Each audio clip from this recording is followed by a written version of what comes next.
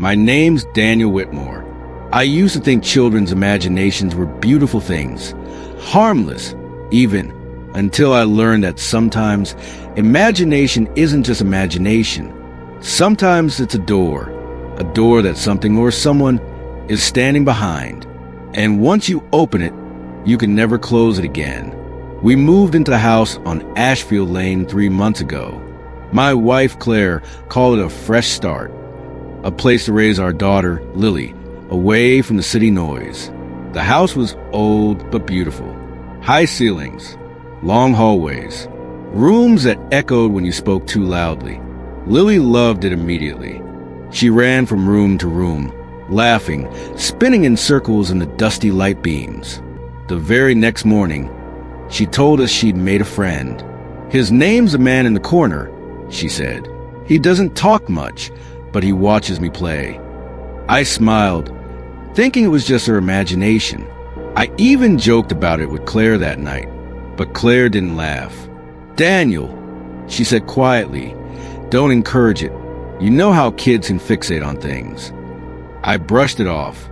God, I wish I hadn't. The days passed, and Lily started setting places for the man in the corner at dinner, always on the far chair in the dining room, the one that faced a dark hallway. At night, I'd find her whispering toward the corners of her room, sometimes laughing, sometimes listening. The first time I felt something was wrong was when I went upstairs one night to turn off her nightlight. The air was freezing cold, like the temperature dropped 20 degrees in her room alone. She was asleep, but her toy blocks, those colorful wooden ones, were arranged in a perfect circle around her bed, and every single block had been turned so the letter O was facing outward.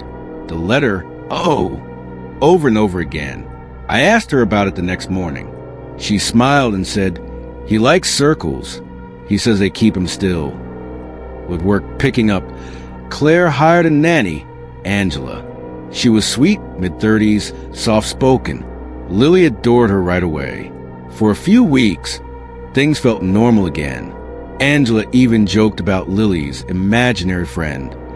But one afternoon, I came home early. Angela was in the hallway, standing completely still. Her face was pale, her eyes fixed on something in the corner near Lily's playroom door. I followed her gaze, but there was nothing there. When she saw me, she flinched like I'd caught her doing something wrong. Sorry, she whispered. I thought I saw something. The next day, she quit. No notice, no explanation. We found her journal 2 days later. Claire discovered it tucked beneath the guest bed. The last entry, the girl isn't pretending. I see him too. He's in every room she enters. He stands in corners and watches her. Today she walked right past him and he smiled. His teeth aren't right. I'm leaving tonight. Don't let her play alone. That was the last thing she ever wrote. Claire wanted to call her. I didn't. Something in that entry, those words, his teeth aren't right, they got under my skin. That night, I dreamt of the house. Every corner of it. In each one, a shape was standing. A tall, black figure, motionless, head tilted down like he was listening. When I woke up, Lily was standing at our bedroom door. She said, "The man in the corner says you dreamed of him. He likes that." After that night, I started noticing things too. The corners. They felt darker somehow. Thicker. I'd walk into a room, and the shadows didn't quite behave right. They didn't move when I moved. Sometimes, I catch something just on the edge of sight. Something tall, thin, almost touching the ceiling. But every time I turned, nothing. Just that faint smell of mildew and rot. Claire thought I was losing it. "You're just tired, Daniel," she'd say. "You're feeding into Lily's stories." I tried to believe her, until the night we heard Lily talking to someone in the living room. Long after midnight, I crept down the stairs. The lights were off, but the glow from the streetlight outside cast a narrow beam through the curtains. Lily was standing in front of the couch, head tilted slightly. She was talking softly, to the corner of the room. "He says he misses you, Daddy." I flipped the light on. There was nothing there, but the cushion on the couch had an indentation, like someone had been sitting there, watching her. Over the next week, Claire refused to let Lily out of her sight. She even covered the mirrors, said she felt like someone was staring back when she passed by. I started hearing whispering late at night, not words, just that low, rhythmic murmur, like someone repeating a name over and over again. One evening, I found Lily's drawings scattered across her room floor, dozens of them, all the same scene. Her, holding hands with a tall, shadowy figure in a black coat. No face, just a mouth, too wide, too many teeth. I lost it. I yelled. I demanded to know where she got this from. She cried, trembling, and said, "He told me to draw us together, because he said soon you'll see him too." That night, Claire took Lily to bed early. I stayed up drinking. I don't know what time it was when I heard the footsteps upstairs. Slow, heavy, not Claire's, not Lily's. I called out, but there was no answer.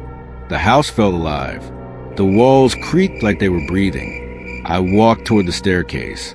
Every light bulb flickered out, one by one, until only the dim glow from Lily's nightlight remained at the top. And that's when I saw it.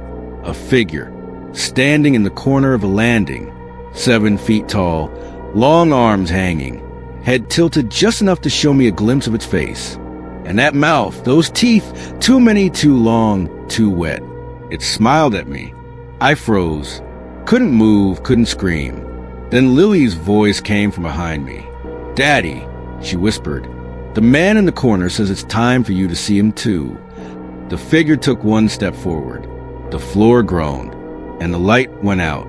They found me 3 days later, sitting at the bottom of the stairs.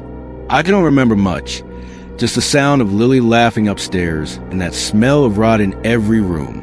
Claire's gone. So is Lily. The police think that I did something to them. But I didn't. They went with him. He told me I'd understand soon. And now I see him too. He's standing in the corner of this cell right now, watching me, waiting for the lights to go out. If you ever hear your child talking to someone you can't see, don't ignore it. Don't laugh. And whatever you do, don't look at the corners. I missed the last bus home. It was 11:47 p.m., and I watched the taillights disappear down the empty street. The next one wouldn't come until 6 a.m. My phone was dead. The bus shelter felt like the only lit spot in miles of darkness. That's when the bus came back. Same route number. Same driver. I could see his silhouette through the windshield. It stopped right in front of me, doors hissing open. I should have questioned it. Should have wondered why it returned. But I was cold and tired and grateful. I was the only passenger. The bus pulled away from the curb, and I noticed the driver hadn't looked at me. Not once. His eyes stayed fixed on the road, hands at 10 and 2, perfectly still. Too still. We passed my stop.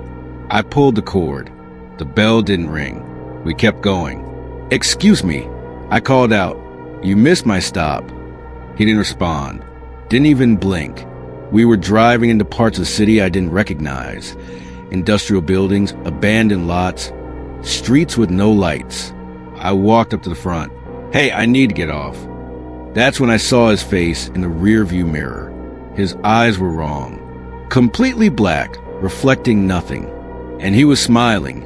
A smile too wide, stretching past where a smile should end. I yanked the emergency door release. Nothing. The windows wouldn't open. I pounded on the glass, screaming. But we were in the middle of nowhere now. Just empty fields and darkness. The bus started filling with other passengers. They appeared in the seats behind me, one by one, though we hadn't stopped. All of them sat perfectly still, hands in their laps, staring straight ahead with those same black eyes, the same impossible smile. The woman next to me leaned close and whispered in a voice like static, "You should have stayed at the stop. The last bus isn't for passengers. It's for collection." I looked down at my hands. They were becoming transparent. I could see through them to the seat below. My phone was in my pocket, suddenly working, but when I looked at the screen, it showed my own obituary dated 3 hours ago. Time of death, 11:47 p.m. Location, bus stop on Fletcher Street. The article said I'd been hit by a bus. The driver fled the scene. They never found my body. I'm writing this as the bus drives deeper into the dark. I don't know where we're going. The other passengers have started humming. Low, tuneless, wrong. My hands are almost completely gone now. Soon I'll be like them. Still, smiling, waiting. If you're ever waiting for the last bus and it comes back after it's already left, don't get on. Just don't. Walk home. Call someone. Sleep at the bus stop if you have to, because the last bus doesn't take you home. It takes you where you've already gone. For more scary stories, kindly like, share, comment, and subscribe. Thank you.